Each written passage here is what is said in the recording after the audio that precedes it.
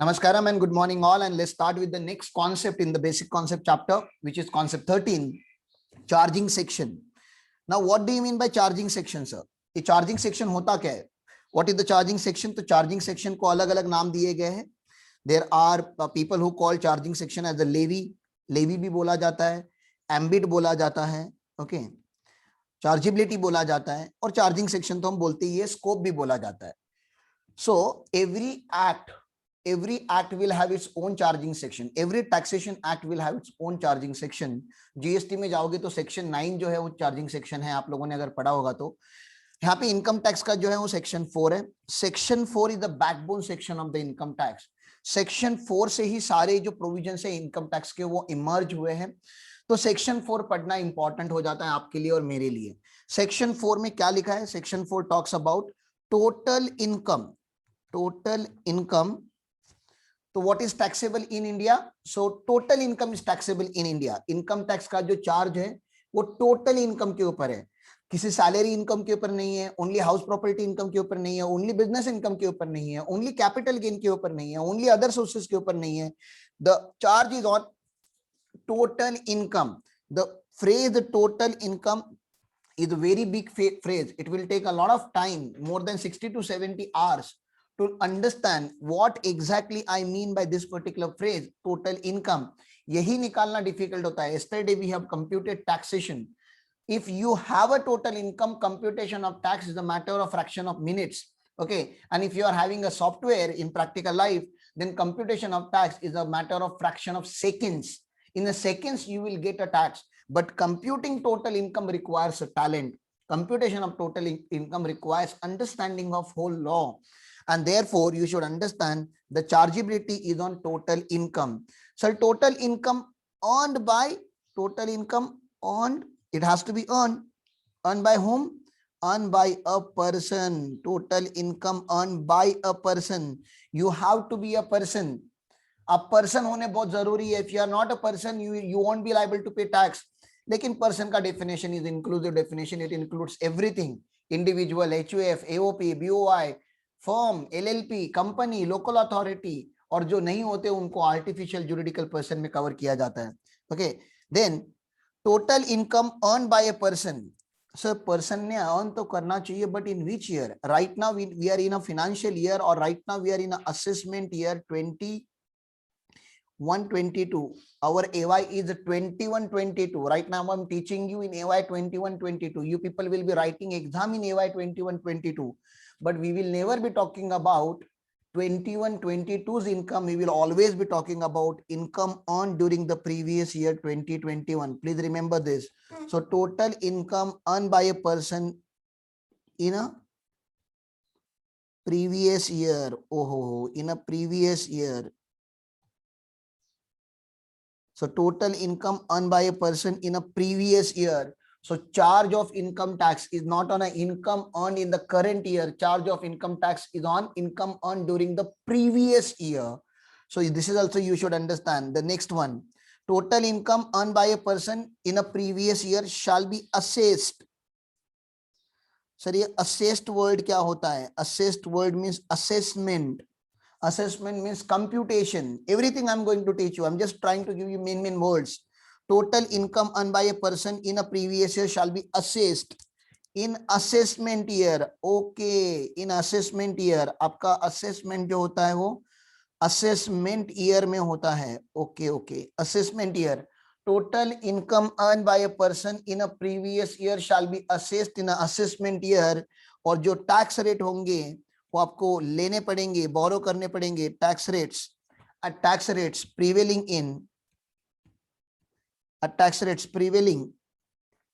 In annual finance act. और आप लोगों का जो बजट है वो है बजट फाइनेंस एक्ट 2020.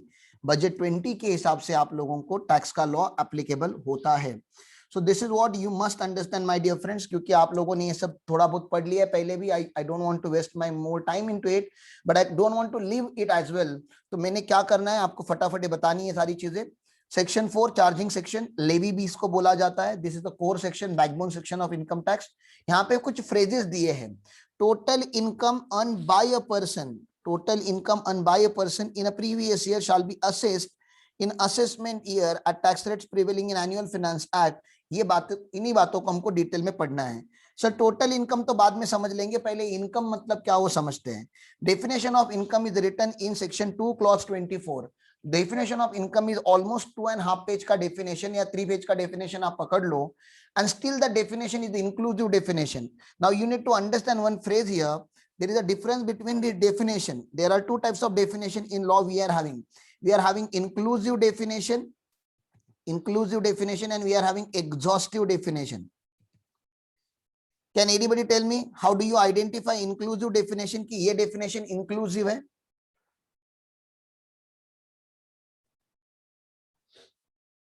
जल्दी बोलो.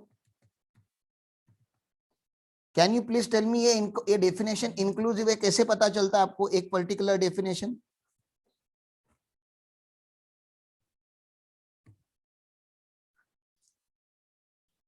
Do you know the difference between inclusive definition and exhaustive definition? Okay, if not, then let me tell you. Inclusive definition means definition we start with the word includes. Okay, inclusive definition means definition we start with the word includes, and exhaustive definition means definition we start with the word means. Okay, अगर कोई definition inclusive होती है ना, उस definition को हम ज्यादा seriously नहीं लेते. Why we don't take it seriously? क्योंकि वो डेफिनेशन में है ना बहुत सारी चीजें इंक्लूड हो सकती है. उसके आगे जो लिस्ट दी जाती है ना वो इलस्ट्रेटिव लिस्ट होती है. इलस्ट्रेटिव लिस्ट मतलब सर अगर मैंने बोला कि ये भी इनकम, ये भी इनकम, ये भी इनकम, सैलरी भी इनकम, हाउस प्रॉपर्टी भी इनकम, बिजनेस का प्रॉफिट भी इनकम, कैपिटल गेन भी इनकम, सब्सिडी भी इनकम, तो ये खाली इनकम के एग्जाम्पल से, it is not a complete list of income. उसमें और बहुत सारी चीजें आ सकती है क्योंकि ये जो definition is not a complete definition, is a open ended definition. Whereas अगर इनकम का या कोई भी डेफिनेशन अगर एग्जॉस्टिव होगा तो उस डेफिनेशन को मींस डेफिनेशन के मींस डेफिनेशन से लिखते हैं. जैसे previous year means, previous year का डेफिनेशन स्टार्ट हुआ है with the word means. Previous year means a financial year. Previous year means a financial year. ठीक है ना. इसका मैं मतलब बता देता हूं आप लोगों को.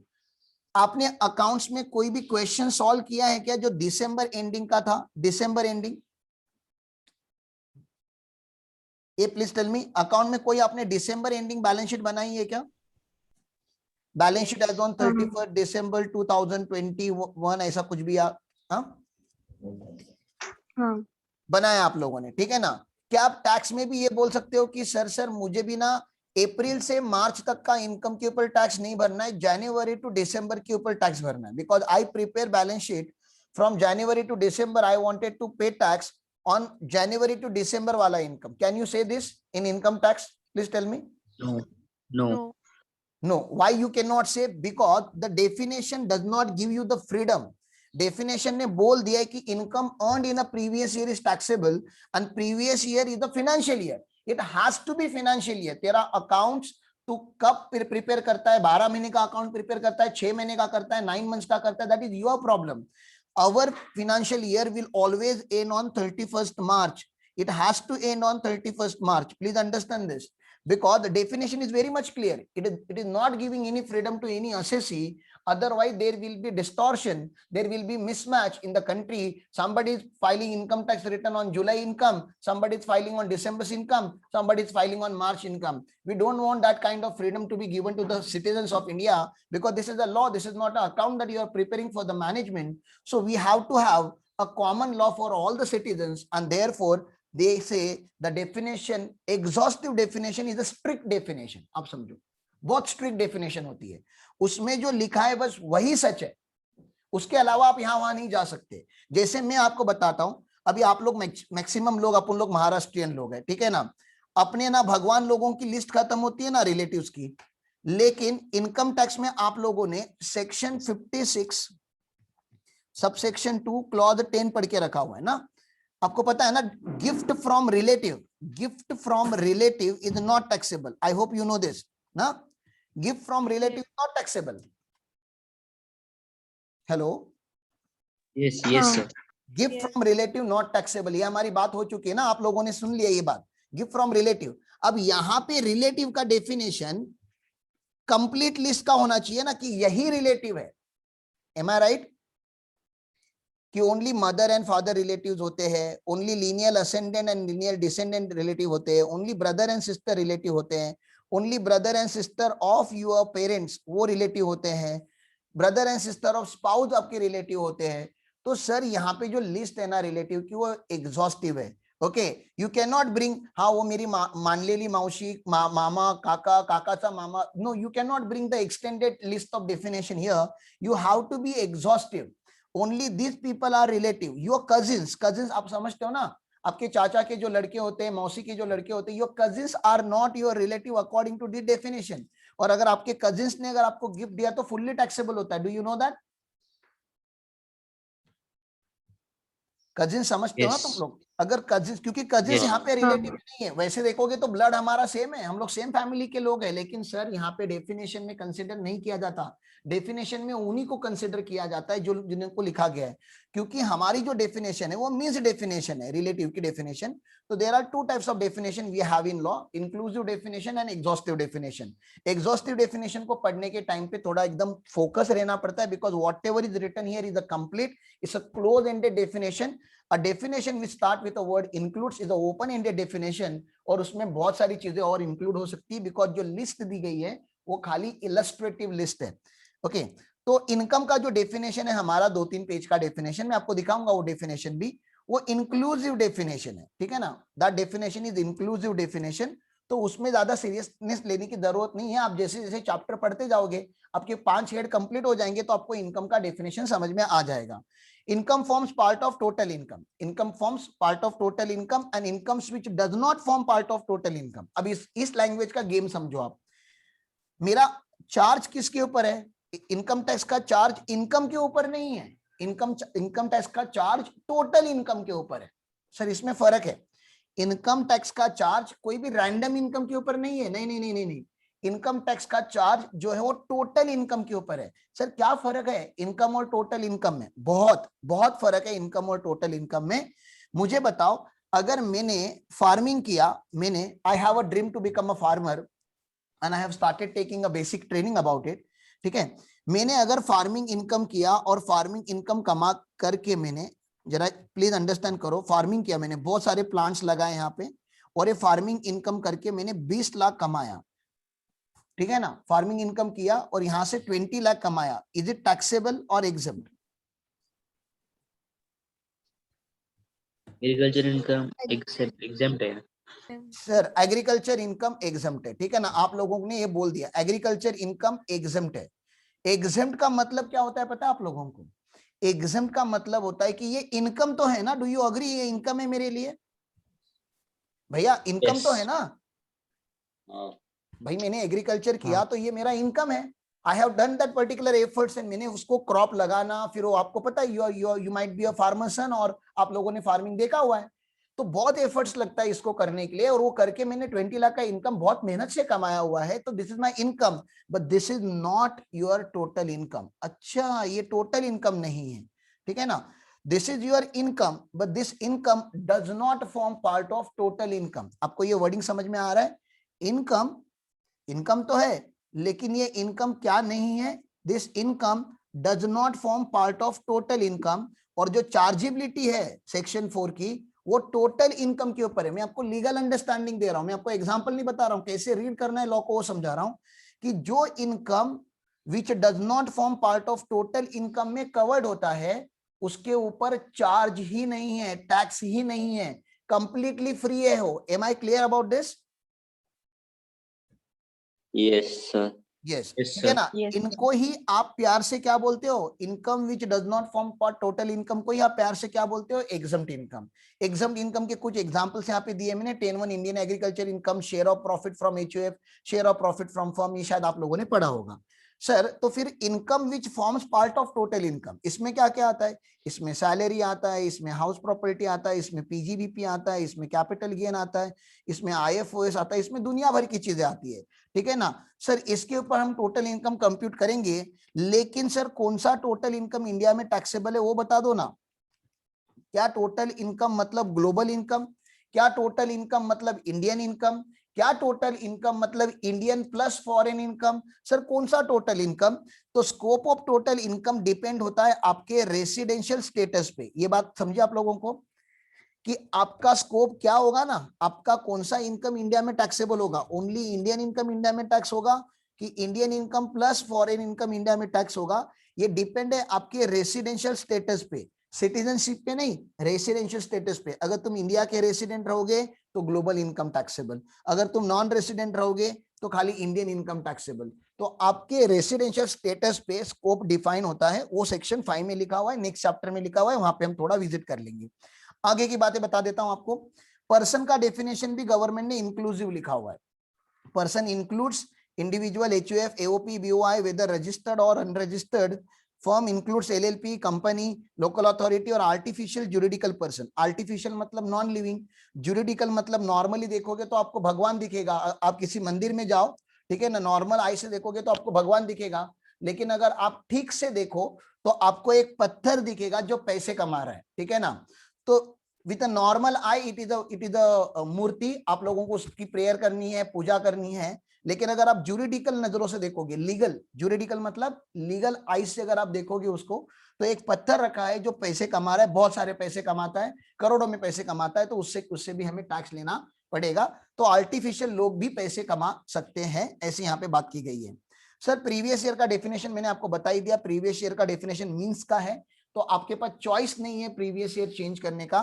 प्रीवियस ईयर हमेशा 31 मार्च पे ही एंड होगा, क्योंकि प्रीवियस ईयर मींस अ financial year, previous year means अ फाइनेंशियल ईयर, और फाइनेंशियल ईयर हमेशा 31 मार्च पे खत्म होता ही है, immediately preceding the assessment year. तो आपको जिंदगी में पहले असेसमेंट ईयर को पकड़ना पड़ेगा, असेसमेंट ईयर के पीछे का जो ईयर होता है वो प्रीवियस ईयर होता है। सर फिर असेसमेंट ईयर का क्या मीनिंग है? Assessment year means a period of 12 month, assessment year means a period of 12 month commencing on 1 April every year. हर साल 1 अप्रैल पे नया असेसमेंट ईयर चालू होता है। अभी जो हमारा 1 अप्रैल 2021 गया, उस डे पे अप्रैल फुल नहीं था आप लोगों के लिए, उस दिन पे आप लोगों का एक नया प्रीवियस ईयर चालू हुआ है, एक नया असेसमेंट ईयर चालू हुआ है, और वो नया असेसमेंट ईयर आप लोगों का रिलेवेंट असेसमेंट ईयर है। तो आपका असेसमेंट ईयर चालू होता है 1 अप्रैल 2021 पे, एंड ये एंड होगा 31 मार्च 2022 पे। तो ये पूरा का पूरा 12 महीने का पीरियड हमेशा रहता है। सर प्रीवियस ईयर भी तो ईयर ही है और असेसमेंट ईयर भी तो ईयर ही है, और ईयर के हिसाब से हमको लगता है कि सर अगर असेसमेंट ईयर 12 महीने का होगा तो प्रीवियस ईयर भी 12 महीने का ही होना चाहिए था। लॉ ने ऐसा क्यों लिखा कि असेसमेंट ईयर मतलब 12 महीना, और प्रीवियस ईयर के यहाँ पे ऐसा कुछ भी नहीं लिखा हुआ है? क्योंकि मुझे अगर आप बताओ, अगर आपने आज बिजनेस चालू किया या आपने जुलाई में बिजनेस चालू किया, मुझे बताओ अगर आपने 1 जुलाई में बिजनेस चालू किया, 1 जुलाई 2021 पे अगर आपने बिजनेस चालू किया, तो आपका तो प्रीवियस ईयर एंड होगा ना 31 मार्च 2020 का एग्जांपल लेता हूं, नहीं तो कंफ्यूज हो जाओगे। 1 जुलाई 2020 पे अगर आपने बिजनेस चालू किया तो आपका तो प्रीवियस ईयर एंड होना चाहिए ना 31 मार्च 2021 पे। तो सर ये कितने पीरियड हो गए, ये कितना महीने होगा? अप्रैल मई जून छोड़ के 9 मंथ हो गया ना। हेलो, हाँ तो previous year can be of 9 month, बरोबर ना? Previous year need not to be of 12 month. अरे बाबा मैंने अगर अप्रैल में बिजनेस ही नहीं किया था, मई में बिजनेस नहीं किया था, जून में बिजनेस नहीं किया था, तो मेरा सोर्स एग्जिस्ट ही नहीं करता था। जब मेरा सोर्स एग्जिस्ट नहीं करता था तो आप चार्जेबिलिटी कैसे लाओगे उसके ऊपर? मैंने अगर घर लिया, अगर मैंने नया हाउस प्रॉपर्टी लिया, सुनो मेरी बात, अगर मैंने नया हाउस प्रॉपर्टी लिया 1 जनवरी 2021 पे, तो इसका जो 3 महीने का रेंट होता है ना, वो 31 मार्च 2021 तक का, इसके ऊपर मुझे टैक्स भरना ही पड़ेगा ना। हेलो, 3 हाँ महीने हो यस गए फिर भी मुझे टैक्स भरना पड़ेगा। सर अगर मैंने कोई बिजनेस अगर 25 मार्च 2021 पे चालू किया, तो इसका प्रीवियस ईयर कब एंड होगा? 31 मार्च 2021 पे एंड होगा। सर खाली 6 दिन? हाँ खाली 6 दिन। आपको खाली 6 दिन का प्रॉफिट एंड लॉस अकाउंट बनाना पड़ेगा, बैलेंस शीट बनानी पड़ेगी और इनकम टैक्स के साथ शेयर करना पड़ेगा। Are you getting this? कि आपका एंड निश्चित है, आपका एंड जो है वो फिक्स है। आपकी शुरुआत स्टार्टिंग से भी हो सकती है और बीच में से भी हो सकती है, एंड हमारा फिक्स है।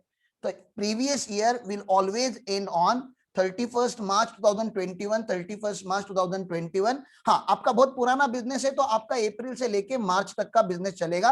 अप्रैल 1 अप्रैल 2020 से लेके 31 मार्च 2021 तक आपका ऑर्डिनरी प्रीवियस ईयर चलता है। आपका बहुत पुराना बिजनेस है तो नॉर्मल बिजनेस के लिए 12 महीने का प्रीवियस ईयर हो सकता है, लेकिन जो नए बिजनेस, नए सोर्सेज जो करंट ईयर में आए हैं उनके लिए previous year can also be less than 12 month, क्योंकि प्रीवियस ईयर का एंड फिक्स है। क्यों एंड फिक्स है?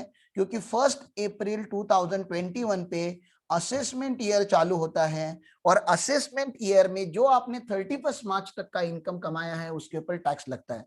ऐसा इसका नियम है, ठीक है ना। तो यहाँ पे मैंने एग्जांपल लिखा हुआ है कि period of previous year need not to be 12 month. हाँ, नॉर्मली ये 12 महीने का होता है, लेकिन एक्सेप्शनली डेट ऑफ कमेंसमेंट से लेके 31 मार्च तक होता है, क्योंकि 31 मार्च फिक्स है। तो ये एक्सेप्शनल किसको यूज होता है sir? New business and new source of income. New business and new source of income को ये एप्लीकेबल हो जाता है। सर, तो ये हमेशा ऐसे ही होता है क्या कि हम ना करंट ईयर में पैसे कमाते हैं, मतलब 2021 में हम पैसे कमाते हैं, अर्न करते हैं, और इसके ऊपर हमें असेसमेंट करना पड़ता है 21-22 में, मतलब लास्ट ईयर पैसे कमाओ और करंट ईयर में इसका असेसमेंट करके टैक्स भरो। तो ये हमेशा ऐसे होता है क्या? हाँ, 99% केसेस में यही होता है। 99% केसेस में यही होता है। क्या होता है? नॉर्मली इनकम, ये नॉर्मल रेट नहीं है, नॉर्मली है। Normally income earn in a previous year shall be assessed in the assessment year. जो आपने प्रीवियस ईयर में कमाया हुआ है उसको आप असेसमेंट ईयर में असेस करो। तो आपके एग्जाम के एंगल से you earn in a previous year 2021 और इसका आपका असेसमेंट होता है 21-22 में। मैंने क्या बोला समझा आप लोगों को? ये आप पैसे कमाओगे 2021 में, इसका असेसमेंट होगा 21-22 में।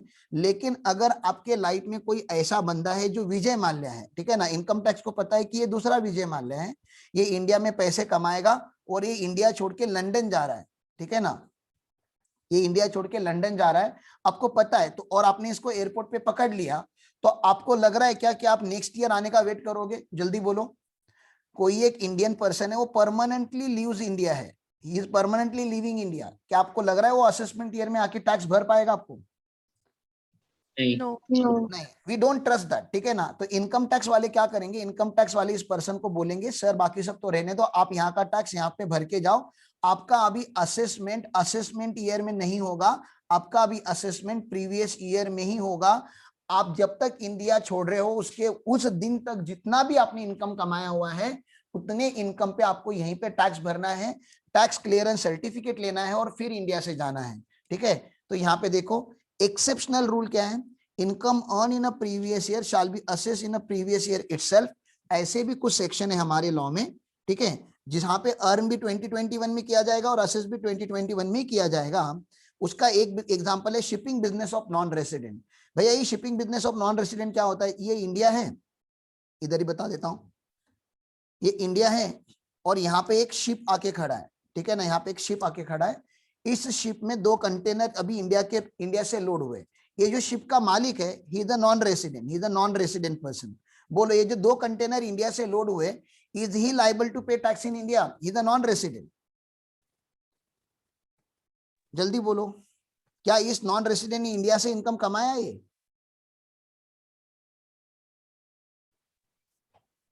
हाँ।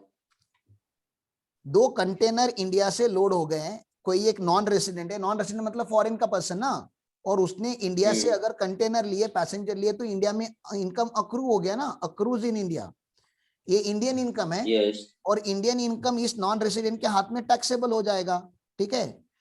तो ये नॉन रेसिडेंट के हाथ में जो टैक्सेबल इनकम है दोस्तों, तो ये क्या बता रहा है कि ये शिप अभी ना, ये नॉन रेसिडेंट का, ये कनाडा वगैरह का फॉरेन का शिप है। डू यू ट्रस्ट कि ये शिप एक बार इंडिया छोड़ के चला जाएगा कनाडा वगैरह या फॉरेन कंट्री में, तो ये नेक्स्ट ईयर में आके टैक्स भरेगा? Do you have that much faith on people? No. नहीं sir, we can not trust him, he may pay, he may not पे, हमें नहीं पता। तो हमने उसको क्या बोला है कि आपको यहाँ का पोर्ट, इंडिया का पोर्ट छोड़ने से पहले ही आपको टैक्स भरना पड़ेगा। तो वो ये बात हो रही है shipping business of a non resident person living India. आपने बचपन में जॉइंट वेंचर का अकाउंटिंग पढ़ा होगा, 11th स्टैंडर्ड या 12th स्टैंडर्ड में, you might have done the joint venture का अकाउंटिंग। तो ज्वाइंट वेंचर बंद करने से पहले आप लोगों को टैक्स भरना पड़ता है। Person who is transferring the property to avoid tax, किसी के नाम पे इनकम टैक्स का नोटिस आ चुका है और वो क्या कर रहा है, वो अपने भाई के नाम पे, अपनी सिस्टर के नाम पे, अपने फ्रेंड्स के नाम पे अपनी प्रॉपर्टी ट्रांसफर करके रख रहा है ताकि उससे टैक्स की रिकवरी ना हो, ठीक है। तो अगर वैसा कोई कर रहा होगा तो immediately income tax department action ले लेता है और उसकी प्रॉपर्टीज फ्रीज करके उससे टैक्स रिकवर कर लेता है प्रीवियस ईयर में ही। और आपने कोई भी बिजनेस का डिसकंटिन्यूअस पढ़ा होगा, कोई भी बिजनेस का, जैसे कंपनी का आपने लिक्विडेशन पढ़ा होगा, पार्टनरशिप फर्म का अगर आपने पीसमेल डिस्ट्रीब्यूशन पढ़ा होगा, डिसोल्यूशंस पढ़ा होगा, आप कोई भी बिजनेस बंद करने से पहले आपको टैक्स भरना पड़ेगा। लॉजिकल है, क्योंकि बिजनेस बंद होने के बाद इनकम टैक्स रिकवरी कहां से करेगा, तो आपको बिजनेस बंद करने से पहले टैक्स का जो मैटर है आपका वो सॉल्व करना पड़ेगा। तो ये बातें जो है ये एक्सेप्शनल केसेस में आते हैं, ये 5 बातें, तो ये याद रखो, एमसीक्यूज में आता है। सर आपने बहुत बार ये वर्ड यूज किया, असेस्ट असेस्ट असेस्ट। असेट्स का मतलब क्या होता है, असेस्ट का मतलब होता है कंप्यूटेशन। सर क्या कंप्यूट कर रहे हैं हम हमको तो जिंदगी में टैक्स कंप्यूट करना है, और टैक्स कंप्यूट करने के लिए हमारे पास 2 चीजों का होना बहुत जरूरी है। सर कौन सी 2 चीजें, टोटल इनकम और टैक्स रेट। टैक्स रेट तो मैंने आपको लास्ट लेक्चर में बता दिए, these are the tax rates. Tax rates याद हो गए अभी हमारे, आई अज्यूम कि आप लोगों के टैक्स रेट्स याद हो गए, ठीक है ना। तो टैक्स रेट्स जब हो जाता है तो भी बच जाता है कि how to compute total income. तो 2 कंपोनेंट होते हैं, taxation is a fraction of, और taxation is a multiplication of total income और टैक्स रेट, ठीक है ना। ये इसको टैक्स बेस बोला जाता है और टैक्स बेस के ऊपर टैक्स रेट लगाया जाता है। मुझे बताओ, are you happy with the tax rates in India? जो इंडिया के टैक्स रेट्स है 30% वगैरह टैक्स रेट आपको अच्छा लगता है? कि imagine you are earning, imagine in future when you become a professional, you are earning 1 crore rupees, ठीक है ना। आपने 1 करोड़ रुपीज कमाया और उसमें का गवर्नमेंट आपका नहीं बोल के 35 लाख रुपीज ले रहा है एज अ टैक्स, तो आपके पास खाली 65 लाख रुपीज बचेगा। Will you be very happy? Please tell me. No. No. लेकिन भरना पड़ेगा, we don't have choice, you know that. आपको तो टैक्स भरना पड़ेगा, नहीं भरोगे तो जेल कर देंगे आपको, अरेस्ट कर देंगे, आपकी प्रॉपर्टी को फ्रीज कर देंगे। तो वेदर यू लाइक इट और you don't like it, if you want to stay in a civilized India, you have to pay tax. अगर आप नहीं भरोगे तो ये लॉ ऑफ लैंड है, आपको पनिश किया जाएगा।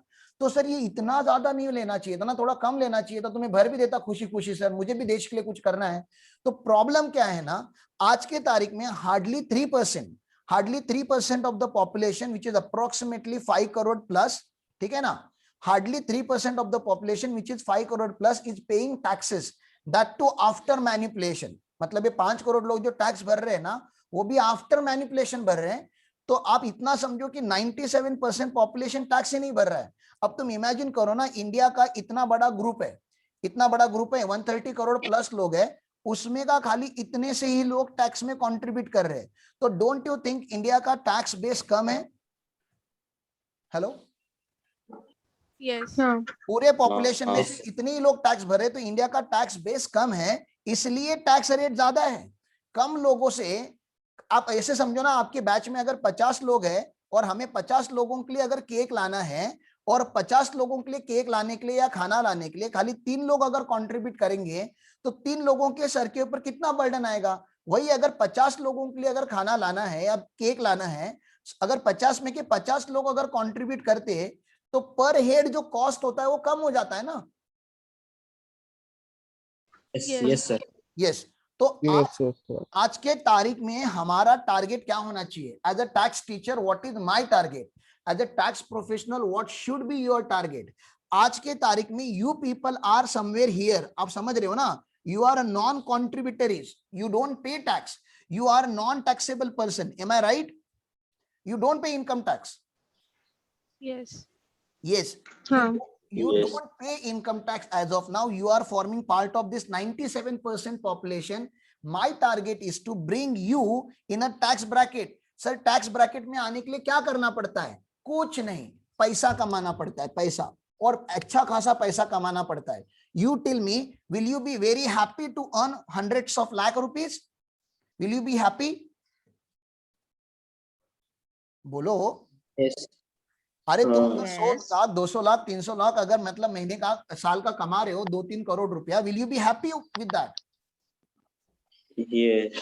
Yes. Obviously we will be happy. When we are happy and we are earning this kind of income, and this kind of income you are earning because India has provided you opportunity. You are going to be a chartered accountants of India. You are going to be a cost accountants of India. You are going to work in Indian ventures. You are going to work on Indian land. And by working here, by using the resources provided by the country, you are going to earn crores of rupees. When you are earning a crores of rupees, don't you think it will be your obligation to pay some amount as a tax? Hello? Yes. Yes. Yes. We have to pay tax. If we don't pay tax, then who will pay tax? Therefore, I started paying tax at very early age. At very early age, when I understood these things, so I started paying tax. I'm a GST taxpayer, and I proudly say I'm an income tax taxpayer. We pay taxes, and not only me, I encourage my every client to pay taxes. You should understand, I'm not addressing an ordinary population of India. You don't belong to an ordinary population. You belong to a premium population of India who understand finance, who understand taxation system, who understand how country works. आप लोगों के घर के बाहर का जो road है वो बनाने के लिए पैसे लगे हैं. आप लोगों के एरिया में जो पुलिस स्टेशन है वो बनाने के लिए पैसे लगे हैं. आप लोगों के एरिया में जो पब्लिक स्कूल है, और शायद आपने जिस पब्लिक स्कूल से पढ़ाई की है उस स्कूल को बनाने के लिए पैसे लगे, उस स्कूल को चलाने के लिए पैसे लगे हैं. अभी मोदी अंकल ने जो रफाल के फाइटर प्लेन परचेस किए हमारे डिफेंस के लिए, उनको चलाने के लिए पैसे लगे. आपके लाइफ में अगर कोई सोल्जर लोग हैं या रिटायर लोग हैं, उनका पेंशन अगर चालू है तो वो पेंशन देने के लिए पैसे लगते हैं. आपको समझता है, अगर घर चलाने के लिए पैसे लगते हैं तो देश चलाने के लिए उससे ज्यादा पैसे लगते हैं. और वो पैसे का कंट्रीब्यूशन आज के तारीख में आप लोगों ने नहीं किया है. A day should come, I am wishing and blessing all of you that you will become a tax payer community. आप लोग इस साइड आ जाओगे, और ऐसे करते करते हम हर साल अगर इस